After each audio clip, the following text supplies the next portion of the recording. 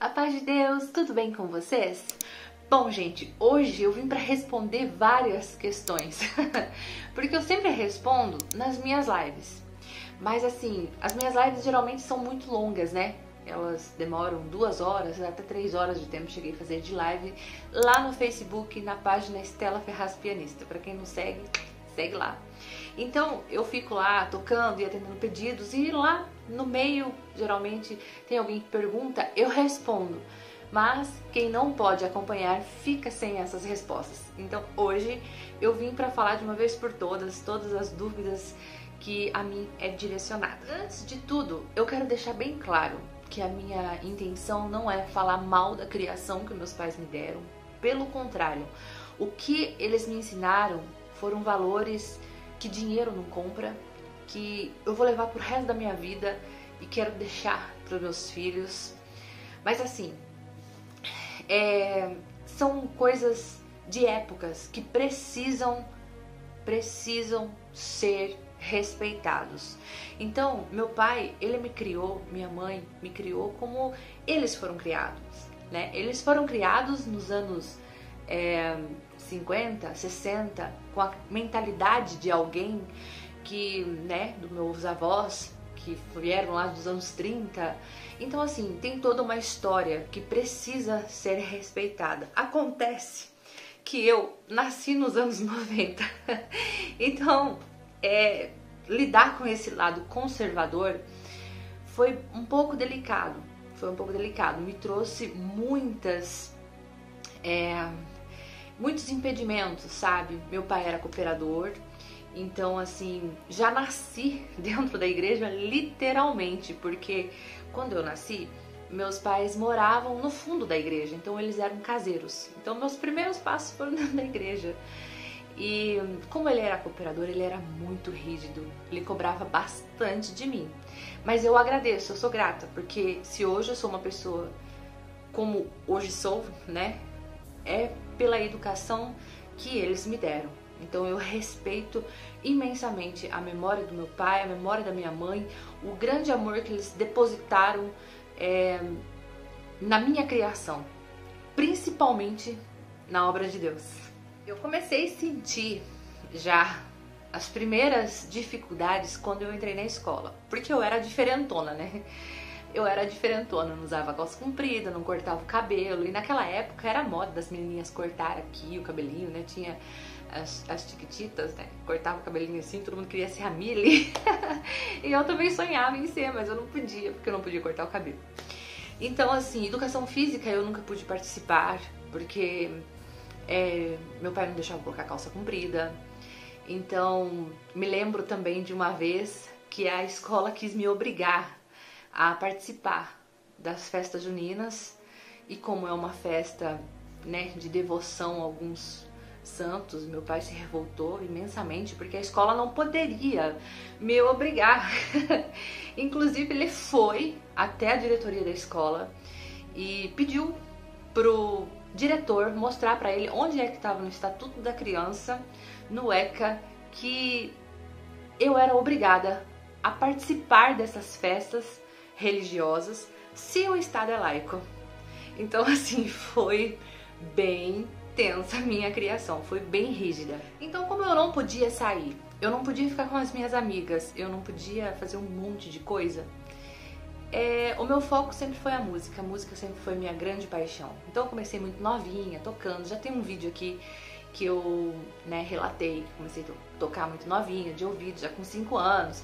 Enfim, pra pular essa parte, né, e quando eu comecei a tocar, eu não queria parar mais, gente. Eu tocava muito.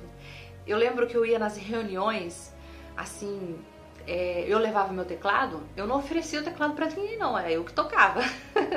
Eu tinha um prazer muito grande de tocar hinos, de estar com os irmãos, em todos os encontros da mocidade que às vezes acontecia, após as reuniões de jovens, né, lá estava eu, com o meu teclado ou com o violão, e em todas eu participava. Inclusive, nos domingos, após a reunião de jovem, quando não tínhamos combinado de ir em algum lugar, então a gente fazia assim, depois do almoço, né, a gente descansava um pouco, e eu pegava meu teclado, logo meu irmão já vinha e colocava a caixa de som, e eu começava a tocar ali sozinha, com o teclado na caixa de som. E a gente morava num sítio, e daqui a pouco vinha um irmão com um inário, daqui a pouco vinha um outro com instrumento, outro com instrumento. Quando eu vi, a minha casa estava cheia.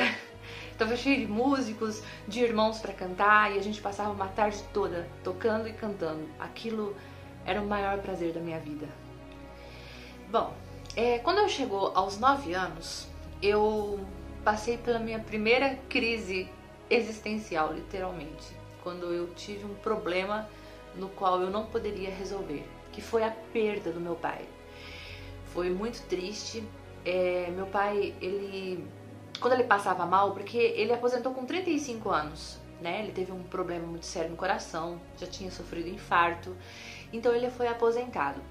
E sempre ele tinha crises de dor, e passava muito mal. E quando isso acontecia, ele começava a se arrumar, ele tomava banho, ele cortava a unha, e ele começava a me aconselhar. E no dia 27 de abril de 99, eu assisti a essa cena pela última vez, né? Ele tomou banho, ele cortou a unha, fez a barba, e de repente ele veio até a mim e começou a conversar comigo. Olha, Estela, você precisa ser obediente à sua mãe não tem saúde, não se desvie dos caminhos do Senhor.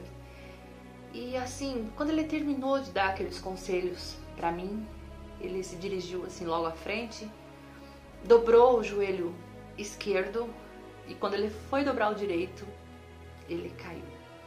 E ali foi uma cena muito triste.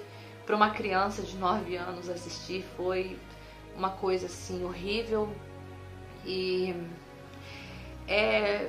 ali eu me perdi, literalmente, sabe? Eu entrei em crises de pânico, de choro, porque ele era a minha base, eu era muito apegada ao meu pai. Então, foi muito difícil, foi muito difícil. Nós passamos por situações financeiras muito difíceis após a morte dele. Enfim, foram momentos assim que mudou minha vida radicalmente. Saí daquele mundo colorido de criança e caí numa realidade com dificuldades, sem meu pai, e me perdi completamente. Entrei, numa terrível depressão. E conforme os anos iam passando, 11 anos, 12 anos, eu comecei a ter medo. Eu comecei a ter medo, porque tudo que foi pregado pra mim é que se eu não fosse fiel a Deus, eu não teria salvação. Então, quando eu comecei a ficar mocinha, as vaidades me chamavam a atenção. E eu era muito inocente. Só pra vocês terem uma ideia, a primeira televisão que eu tive foi quando eu já estava casada, com 18 anos. Foi a primeira vez que entrou uma televisão dentro da minha casa. Então, assim, eu era muito inocente. E, assim, aquelas coisas do mundo me chamavam a atenção, assim como para qualquer adolescente. Mas eu tinha um medo muito grande de errar. E aí, eu comecei com essa guerra espiritual, e mais o meu corpo, a minha mente, buscando coisas que não devia. E eu tentava entrar em um estado de reclusão e de me fechar e de me julgar, sabe? Eu me julgava muito. Então eu comecei a pedir para Deus para que Ele me levasse dessa vida. Com 12 anos eu me batizei e eu só pedi para Deus me levar, porque eu não queria pecar, eu não queria cair no erro, e eu tinha muito medo de não resistir. Aos 13 anos fui para auxiliar de jovens, já fui logo oficializada, e aí veio os compromissos, as responsabilidades na cabeça de uma criança, Eu fiquei muito apavorada. Eu tive inúmeras crises de pânico e vontade de ir embora daqui, porque eu achava que eu ia pecar e não teria mais salvação. Minha mãe sofreu muito comigo nessa época. Me levou em psicóloga, me levou em inúmeros médicos. Ninguém sabia o que eu tinha, porque não era uma guerra carnal, não era uma doença, era espiritual.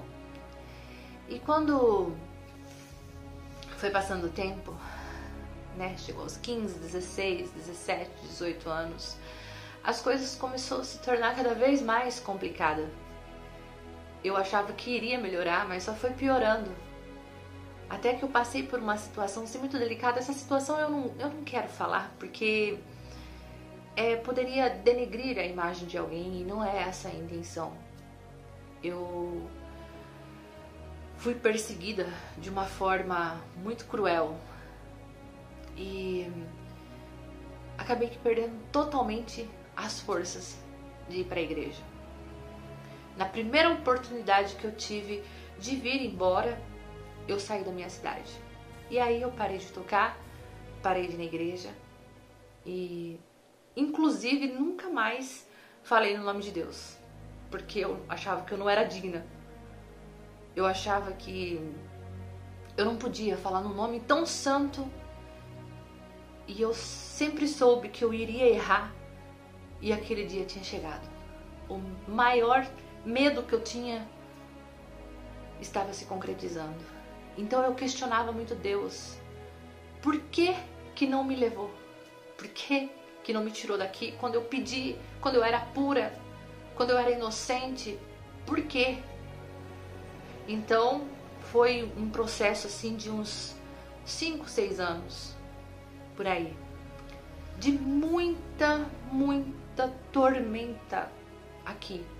De muita tribulação, de muita tristeza. Eu não tocava hinos, eu nunca mais toquei teclado, nunca mais toquei órgão.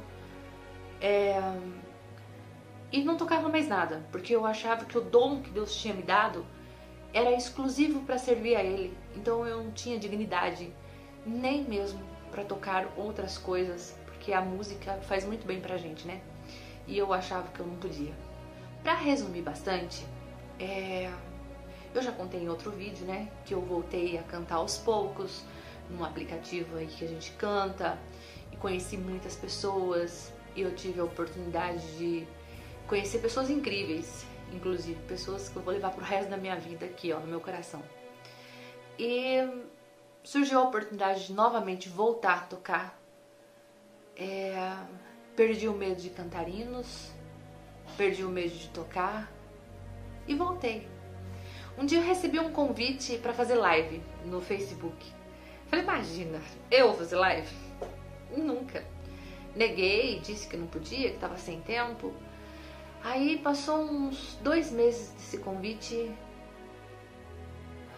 Uma amiga minha, Michele, me chamou no Instagram e falou assim, Stella, todas as vezes que eu vou na igreja, parece que eu te vejo lá. E ela teve um sonho que ela me viu tocando dentro da igreja. E no dia que ela contou aquilo pra mim, eu chorei muito.